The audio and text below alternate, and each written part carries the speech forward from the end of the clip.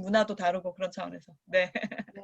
말씀하십시오. 지금 이제 뉴스 또 나오는 것 중에 하나가 코로나잖아요. 일본 지금 코로나 네. 상황이 심각하다고는 하는데 지금 갑자기 아이고. 국의원이 코로나에 감염이 됐어요. 이름이 음. 나카토리 슈이치 의원? 오. 혹시 이거 보셨어요? 판정을 받았고 좀 언제 나왔어요, 이게? 이게 어제 밤에 나왔을 거예요. 근데 아, 아베랑 그래요? 스가 총리를 만났대요.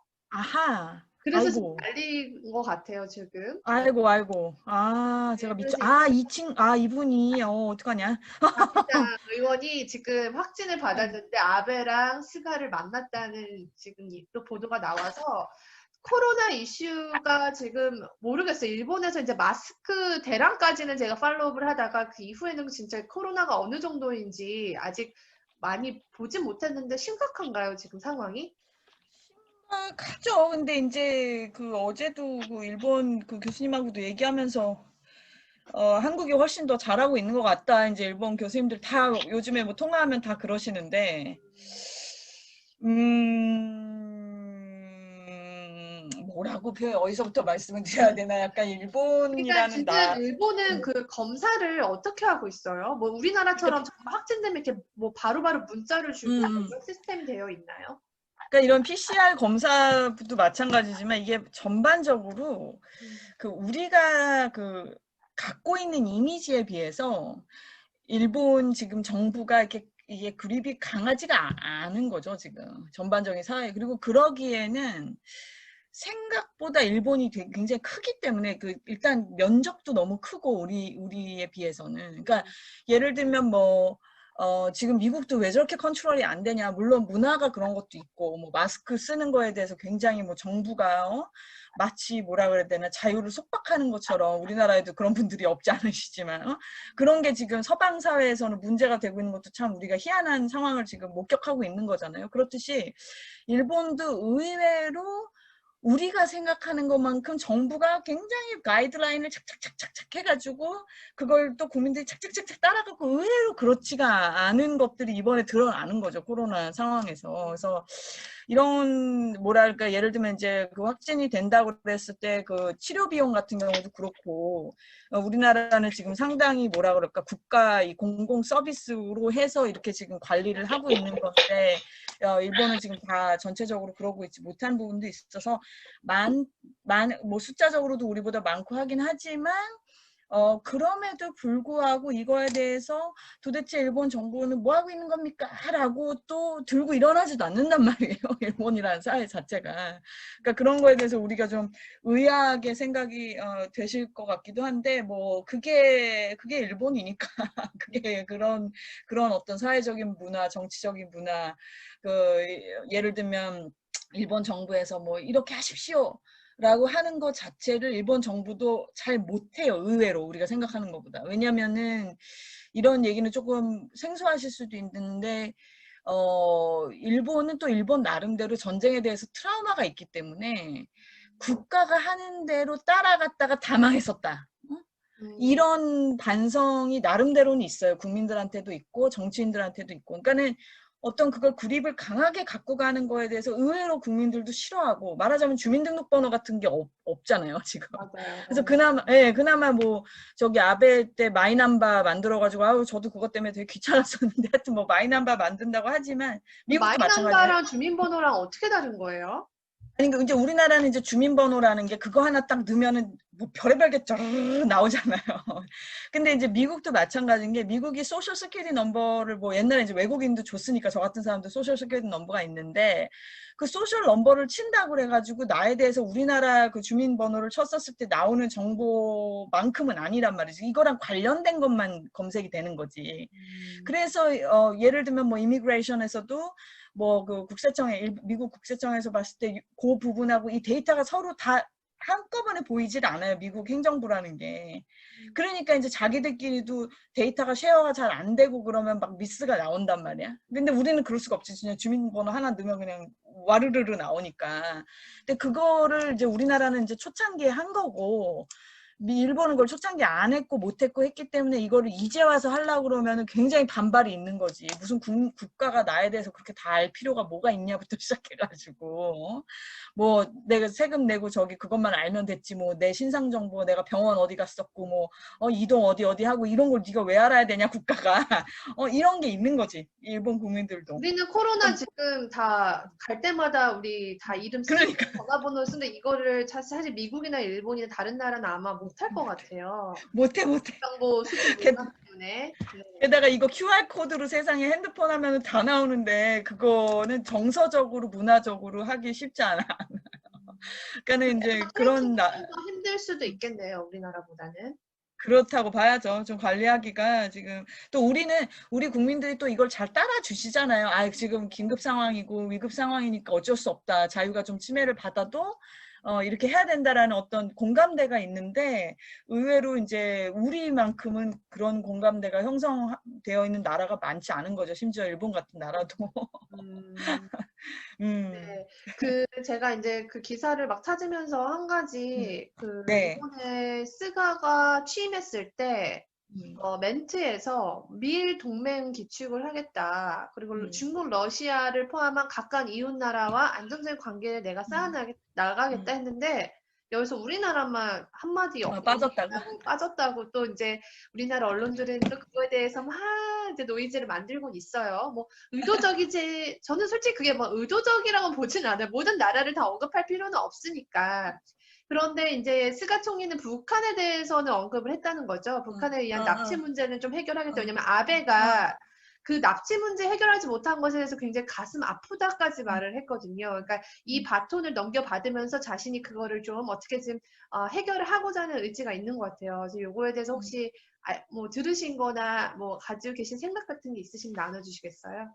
말씀하신 대로 아까도 말씀드렸지만 이 납북자 문제는 일본이 우리가 위안부 할머님들에 대해서 느끼는 그런 감정처럼 굉장히 전 국민이 마음 아파하는 그런 부분이기 때문에 그거를 정치인으로서 뭐랄까 언급을 안 한다 그러면 사실 조금 자격 미달로 보일 정도로 국민 정서가 일본 국민 정서가 그런 거 하나 얘기를 만약에 안 한다고 한다면 그거는 조금 이상하죠 말하자면 그러니까 이제 그거는 얘기 안 할래 안 할 수가 없는 거고 그게 that does not necessarily mean 꼭 해결이 될 거다라는 건 아니지만 그게 반드시 꼭 해결될 수 있는 것도 아니겠지만은 그럼에도 불구하고 정치인으로서는 얘기 안 할 수 없는 사안인 거고 우리에 대해서 얘기를 안 한 거는 어제도 그 아리랑 TV 나갔을 때 똑같은 질문 그저께구나 받았는데 생각하기 나름이죠. 이제 좋게 생각하면은 뭐 구태여 말해서 또 뭐 이러니 저러니 그런 걸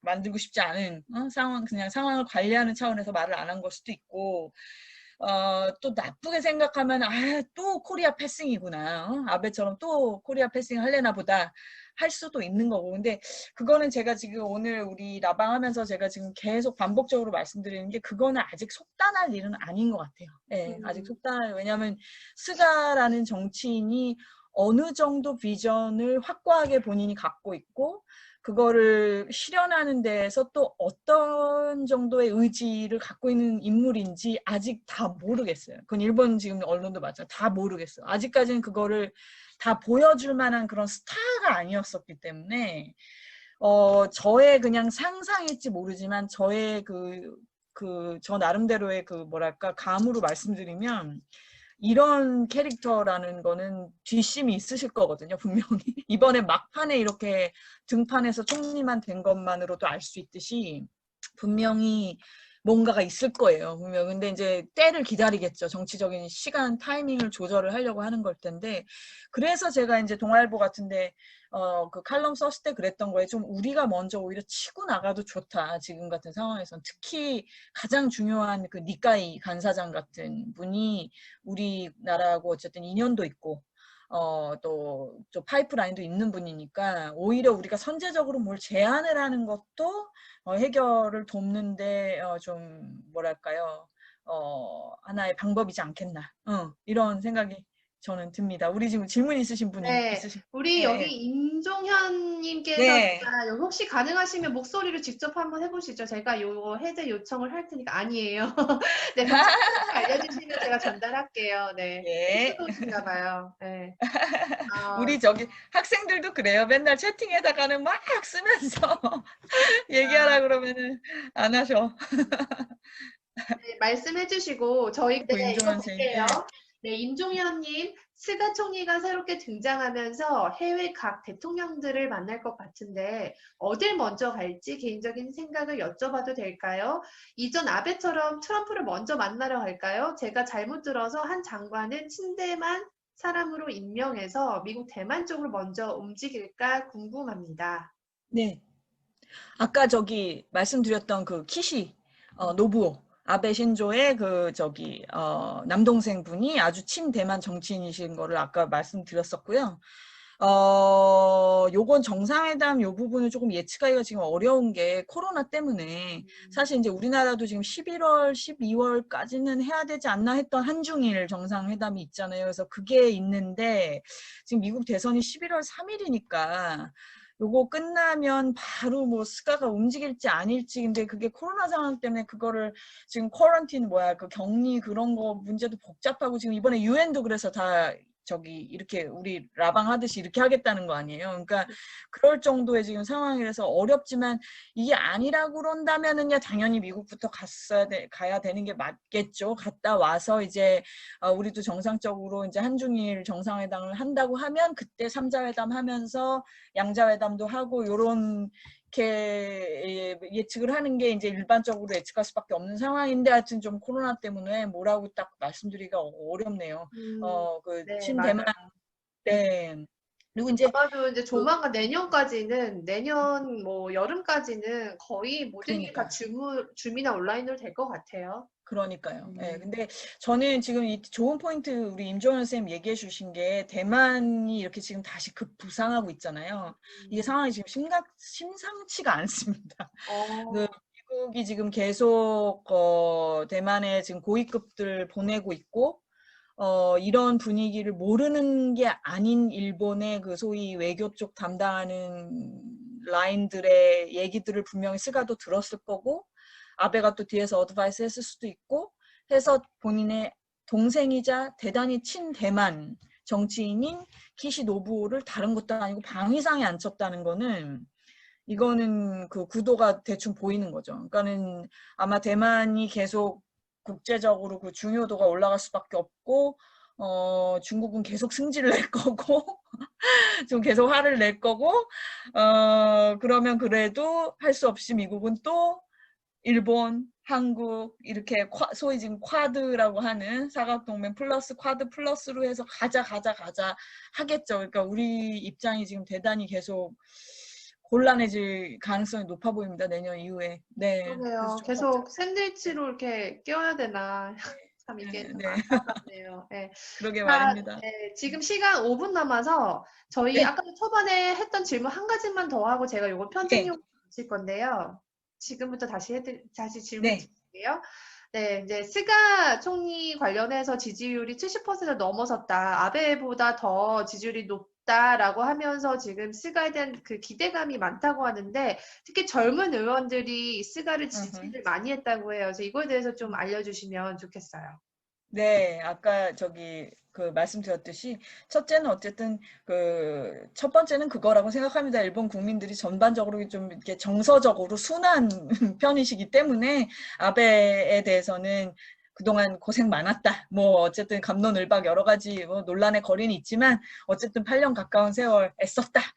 라는 그런 아마 메시지로 지지율이 이렇게 높다고 생각이 되고요. 그러니까 아베 저기 총리에 대해서도 좋은 그 이렇게 뭐랄까요 굿바이를 하고 싶은 거였다고 생각을 하고 스가 총리에 대해서 기대가 큰 거는 아까도 말씀드렸듯이 일본 그 국민들 정서에 굉장히 부합하는 캐릭터라고 생각을 해요. 무난하고 큰 문제를 일으키지 않고 일을 열심히 하면서 그러면서도 굉장히 험불하고 아주 그냥 본인이 스스로 이렇게 말씀드리면 좀 그렇지만 밑에서부터 정말 쭉 올라온 자수성가한 타입이다 보니까 그런 캐릭터 또 파벌도 없고 뭐 본인이 맨날 그러시거든요. 나는 집안도 없고 집안이라는 건 이제 그 로컬 그 이스타블리시먼트를 얘기하는 거예요. 집안도 없고 간판도 없고 말하자면 학력이나 뭐 그런 거 있죠. 제가 어떤 패밀리 뭐 헤리티지가 됐든지 간판도 없고 가방도 없고 돈도 없다.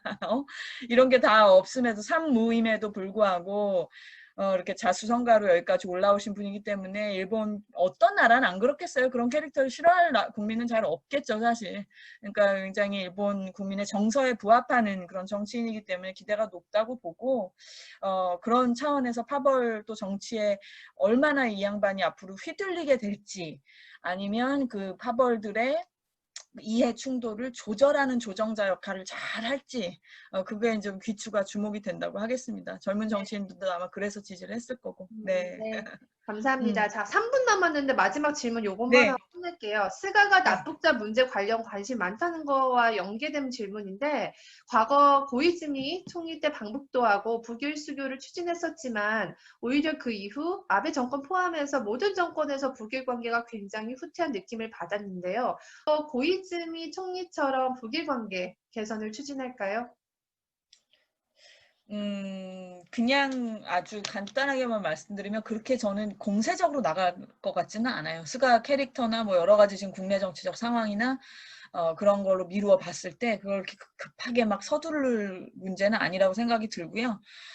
거듭 말씀드리지만 저는 지금 여러 다른 방송에서도 그렇게 얘기하고 있는데 미국 대선을 반드시 지켜볼 겁니다. 스가는. 그걸 보고 전반적인 판세를 보고 행동할 거라고 생각을 해요. 미국의 예를 들면 방향성이 전혀 그렇지 않은데 단독적으로 막 김정을 만나자고 예를 들면 막 해가지고 어떻게 해서든 난 납북자를 빼와야 되니까 구출해서 와야 되니까 그런 캐릭터로 보이지도 않을 뿐더러 그런 걸 통해서 어떤 정치적인 반전을 지금 이루려고 하는 상황이 아닌 것 같습니다. 그 납북자 피해자분들한테 굉장히 좀 마음이 아픈 말씀이지만은 그게 어떤 극적인 반전을 지금 기대할 국제 정세가 지금 그렇지가 못하고 물론 일본 정부로서야 노력을 계속 하려고 하겠지만 어떤 그 고이즈미 주이치로가 보여줬던 그런 걸 할 수 있는 지금 여건이 안 되지 않나 라는 게 또 그리고 본인의 캐릭터도 그런 캐릭터는 아니지 않나라는 게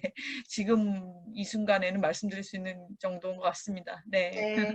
네, 감사합니다. 이제 곧 끝나야 돼서 우리 그 네. 문정 교수님은 이전에 여기 지금 새로 오신 분도 있으니까 교토에 있는 이름이 갑자기 리츠메간. 리츠메카 대학에 계셨다가 이제 공주대학교로 오셔서 지금 네. 교수님 활동하고 계시고 아이들 가르치고 있는데 학생들 가르치고 있는데요. 동아일보에서 우아한이라는 네. 칼럼을 연재하세요. 그래서 지금 네이버에 가셔가지고 이문정, 우아한이라고 치면 그동안 쓰신 컬럼들이 나오는데 제가 되게 재밌게 읽고 있고요. 아유, 많이 감사합니다. 응원 부탁드리고 저희 감사합니다. 앞으로도 계속 모실 수 있도록 원하시면 제가 식사 같이 할 거니까 오셔도 돼요. 예, 혹시 직접 만나 뵙고 싶으시면 괜찮으시죠? 저희 독자들이랑 같이. 그럼요. Absolutely. 네, Absolutely. 네, 그러면 저희 여기서 마치겠습니다. 오늘 네, 감사합니다. 감사합니다. 안녕. 즐거운 주말 되십시오. 네.